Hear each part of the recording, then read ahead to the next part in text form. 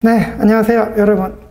학원에서 우리 객관식 강의하고 이렇게 이제 객관식 교재에 대해서 여러분들께 좀 말씀드릴 거 있으면 하라고 그래갖고 영상을 촬영하게 됐습니다. 그래서 제가 이제 객관식 강의에 대해서 좀 먼저 말씀드리면, 자, 첫 번째, 우리 제 강의, 이번에 객관식 강의를 지금 이제 6월 달에 이제 시작을 했는데, 강의의 목적이 뭐냐면, 여러분들이 기본적으로 이제 기본서나 이렇게 민법 지식을 익히는데, 기본서를 통해서 민법 지식을 익히고, 이렇게 뭐 강의를 듣고 해도 이게 점수로 연결되지 않는 경우가 많이 있어요. 그래서, 그러니까 기본적인 지식을 익히면 점수로 연결시켜야 되는데, 그 가장 중요한 게 객관식 연습이라고 생각을 해요. 그래서 이번 강의의 목적은, 이번 객관식 강의의 목적은 여러분들이 익힌 민법 지식을 점수로 어떻게 하면 연결시킬 수 있을까, 그걸 이제 연습을 통해서 해보고, 그 다음에 이제 이번 제 객관식 강의의 특징은, 저는 이제 주로 뭐 쉬운 문제 같은 경우에는 굳이 뭐 그럴 필요가 없지만, 그러니까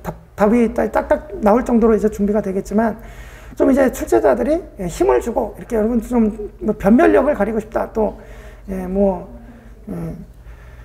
변별력을 가리고 싶다 내지는 좀 이건 좀 이제 좀 틀리게 해야겠다, 이런 식으로 이제 어렵게 내는 문제들이 있잖아요. 그죠? 그런 문제들에 있어서는 출제자의 의도를 파악하는 게 제일 중요해요. 그래서 제가 이제 객관식 문제 풀면서 그런 문제들이 나오면 출제자의 의도가 어떤 것인지, 앞으로 어떤 식으로 준비를 해야 이런 거 이제 맞출 수 있는지, 그런 거에 대한 말씀을 좀 드리고, 그 다음에 이제 객관식 문제를 풀어보면 여러분들이 어떤 식으로 민법을 공부해야 될지 그 방향이 잡혀요. 근데 객관식 문제를, 기출문제나 객관식 문제를 안 풀고 그냥 공부하잖아요. 그러면 그냥 뭐 아무것도 모르고 헤매는 꼴이 돼요. 그래서 문제를 풀면서 공부하는 게 어떤 식으로 공부를 해야 될지도 알려주는 방향타 역할을 하기 때문에, 그런 측면에 있어서 객관식 문제 풀이 연습은 매우 중요하다고 생각합니다. 그래서 이렇게 이제 객관식 강의를 마련하게 되었고요. 진행 방식은 주로 이제 문제풀이 위주로 하고, 대신에 이제 취득시효나 뭐 명의신탁 같이 이제 좀 굵직굵직한 테마 같은 거는 이제 먼저 이제 좀 이론 설명 드리고 이제 문제풀이 들어가고, 이런 식으로 진행을 하고요.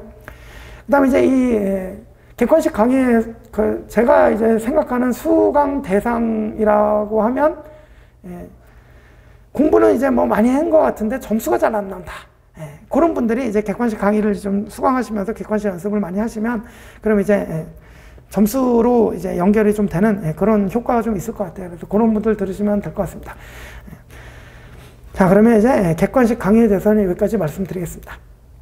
그 다음에 이제 객관식 교재에 대해서 말씀드리면, 제 이제 교재는 포인트 민법이라는 교재인데, 일단 그 포인트 민법 교재의 구성 및 특징을 말씀드리면, 스텝 1과 스텝 2로 이렇게 좀 나눠놨는데, 스텝 2는 우리들이 진짜 필요한 변리사 변호사 문제로 들어있어요. 그래서 여러분들이 이제 변리사 시험이지만 조금 준비할 때는 조금 높은 수준으로 준비를 하고 들어가야 되기 때문에, 변호사 문제까지는 여러분들이 필수로 풀어야 된다고 생각을 해요, 저는. 그래서 변리사 변호사 문제를 중심으로 문제 원형 그대로 이제 넣어놨고요. 스텝 2로 구성을 했고, 그 다음에 이제 여러분들이 산업인력공단에서 관리하는 시험이 이제 간평사, 노무사 이렇게 두 가지가 있어요. 그래서 이 간평사, 노무사 시험 같은 경우는 주로 조문 위주로 짧게 이제 짧은 지문 위주로 구성이 되는데, 조문 연습을 하기 위해서 참 좋게 이제 출제가 돼서, 그래서 조문을 다양하게 물어보고 있기 때문에, 그래서 요 반영을 하고요.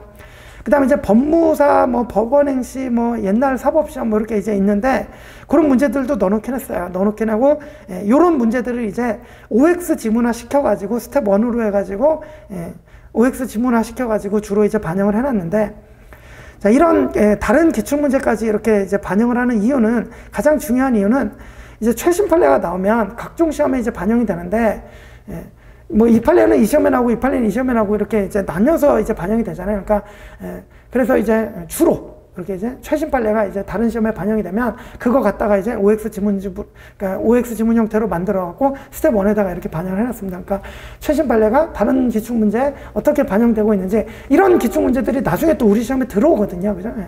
그래서 바로 이제 그러니까 최신 판례가 나오자마자 다른 기출 문제에 반영이 됐다는 건 그만큼 중요한 것이고, 우리 시험에 언제든지 들어올 수 있기 때문에 이런 식으로 반영을 했다. 그래서 구성은 스텝 1, 스텝 2로 돼 있고, 스텝 1은 주로 이제 OX 지문 위주고, 스텝 2는 변리사 변호사 원형 그대로 이제 실려져 있다. 이렇게 이제 생각하시면 되고요.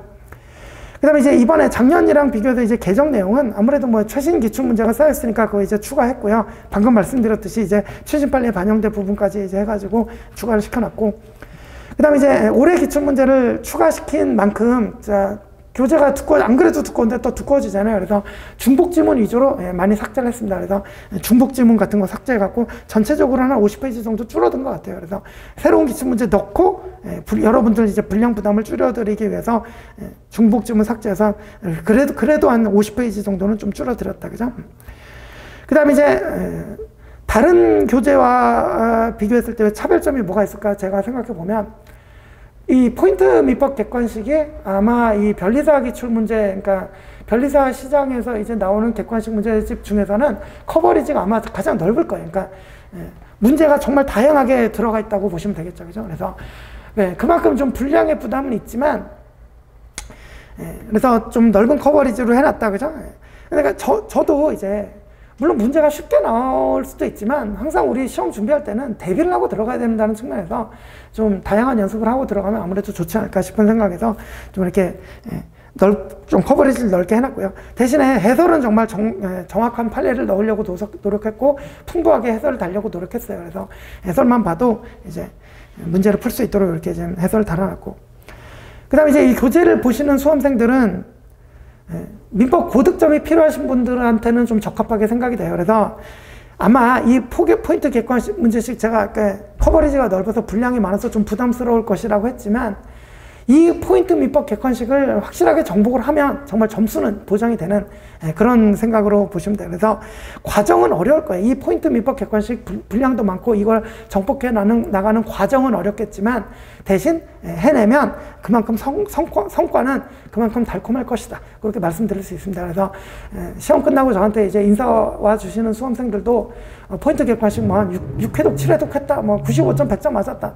뭐 그렇습니다. 그죠? 그래서 물론 과정은 어렵겠지만 해내면 결과는 좋을 거니까 이렇게 이제 포인트 민법 객관식 교재도 여러분들이 활용을 잘 해주셨으면 좋겠습니다.